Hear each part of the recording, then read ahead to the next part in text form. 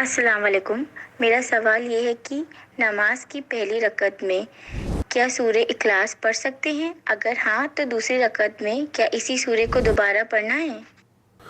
علیکم السلام ورحمۃ اللہ۔ جی دیکھیے، نماز میں، واجب نمازوں میں پہلی اور دوسری رکعت میں انسان کے لیے ضروری ہے کہ سورہ حمد اور کوئی ایک سورہ پورا پڑھے۔ جی اب پورا سورہ پڑھنے میں وہ سورہ جس پہ سجدہ واجب ہے وہ نہیں پڑھا جا سکتا کیونکہ اس میں آئے سجدہ آئے گی، جی اور بہت طولانی جو سورے ہیں ان کی بھی پڑھنے کی ضرورت نہیں ہے۔ عام طور سے علماء نے کہا ہے کہ سورہ محمد سے لے کے آخر قرآن تک کے سورے، البتہ بیچ میں 2 سورے آئیں گے جن میں سجدہ واجب ہے، ان کو چھوڑ کے، لہٰذا کوئی بھی سورہ پڑھ سکتا ہے۔ رہی بات سورہ اخلاص کی، تو سورہ اخلاص دونوں رکعت میں پڑھ سکتا ہے انسان۔ جی البتہ اگر پہلی رکعت میں سورہ اخلاص پڑھ دیا تو دوسری رکعت میں سورہ اخلاص پڑھنا ضروری نہیں ہے، کیونکہ سورہ اخلاص مخصوص نہیں ہے دوسری رکعت سے۔ رائج ہے کہ دوسری رکعت میں سورہ اخلاص اور پہلی میں انا انزلنا یا انا اعطینہ پڑھے، وہ ایک الگ عمل ہے، لیکن حکم شرعی ہے کہ سورہ حمد اور کوئی ایک پورا سورہ